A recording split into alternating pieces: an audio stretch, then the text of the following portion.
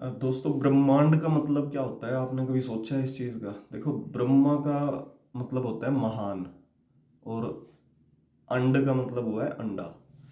तो ब्रह्मांड का मतलब हुआ है महान अंडा।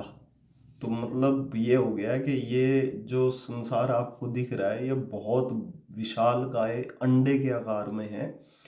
अब इसको समझने के लिए देखना भाई, पृथ्वी गोल है, अंडे के आकार में चल रही है। अंडा वो मत समझना जो चप थोड़ा सा ओवल शेप में होता है, वो नहीं, राउंड को बोल रहे हैं यहाँ पे। तो पृथ्वी गोल है, सूर्य गोल है, आसपास जो भी आपको घूमते हुए ग्रह दिख रहे हैं ये सारे गोल हैं। अब ये हुआ हमारा एक सोलर सिस्टम। ये सोलर सिस्टम जो है वो मिल्की वे में घूम रहा है, जो हमारी आकाशगंगा है। अब ये मिल्की वे भी राउंड है, गोल। अब इसके अंदर अनगिनत जो है सोलर सिस्टम घूम रहे हैं। अब ये मिल्की वे भी घूम रही है एक यूनिवर्स में। अब ऐसी ऐसी अनगिनत मिल्की वे है वो घूम रही है एक यूनिवर्स में।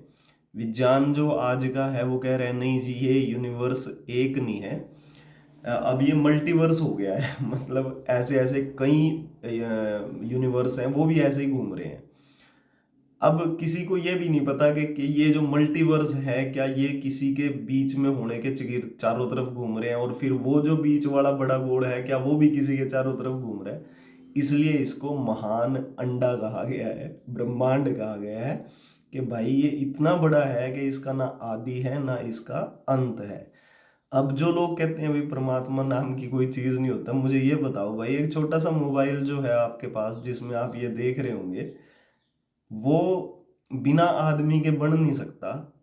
तो ये जो इतना बड़ा सिस्टम है जो मैंने अभी बताया आपको, जिसका पता ही नहीं चल रहा है साइंटिस्टों को कि कितना बड़ा सिस्टम है, जहाँ नेति नेति हो जाता है कि भाई हमें नहीं पता। ब्रह्मा मतलब हमारे वेदों में ये चीज लिखी गई है कि नेति नेति, हमें नहीं पता भाई ये कितना बड़ा है। तो उसको पता ही नहीं किया जा सकता वो कितना बड़ा है, तो ये तो चीज वेदों में पहले ही बोल दिया, नेति नेति। तो भाई मैं पूछ रहा हूँ, ये जो मोबाइल जिसमें आप ये देख रहे हो उसको भी कोई बनाने वाला इंसान है, तो इतने बड़े सिस्टम को बनाने वाला परमात्मा नहीं होगा?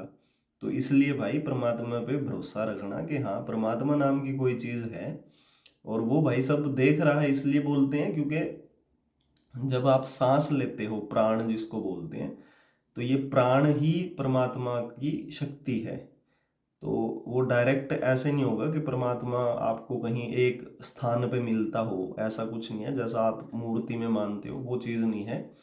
मूर्ति सिर्फ एक माध्यम है आपका एकाग्र होने का, उससे ज़्यादा कुछ नहीं था उसका। तो ये आप किसी एक वस्तु पे ध्यान लगाते थे और उसको लोगों ने मूर्ति बना दिया कि चलो एक मूर्ति के आकार में दे दो उसको, उस पत्थर को आकार दे दिया और वो मूर्ति बन गई। आप उसके अंदर एक ध्यान लगाते हो एकाग्र होने के लिए, लेकिन एकाग्र होने के बाद आपको वो मूर्ति भी छोड़नी पड़ती है, तो वस्तु जो है वो छोड़नी पड़ती है। तो ये चीज़ है भाई, और कुछ नहीं है। मतलब जब पढ़ते हैं इन चीज़ों को, शास्त्रों को कभी हमने पढ़ा नहीं इसलिए हमें इन चीज़ों का ज्ञान नहीं है। जब पढ़ना शुरू करते हैं तब पता चलता है कि भाई ये कोई चीज़ है, और उसका आनंद ही अलग है भाई। तो आपको भी कहूँगा आप अपने शास्त्रों को पढ़ना शुरू करो, कहानियों से बचो, पुराणों से बचो। पुराण जो है वो पुराण आपके ऑथेंटिक नहीं है। ऑथेंटिक सिर्फ आपकी या तो चारों वेद मिलेंगे, एक उपनिषद मिलता है, मतलब 11 उपनिषद, और 6 आपके दर्शन हैं। तो ये जो है ये आपके हैं बिल्कुल ऑथेंटिक। इससे बाहर कुछ भी होगा तो उसको ऑथेंटिक मत मानना। और अ, अपने धर्म के बारे में तो जरूर जानो भाई, क्योंकि बहुत बड़ा विज्ञान है। आप मतलब जिसको नॉलेज थोड़ी बहुत होगी विज्ञान के बारे में, तो भाई वो समझ जाएगा कि ये कितनी बड़ी नॉलेज हम लोगों को हमारे ऋषियों ने दी हुई है।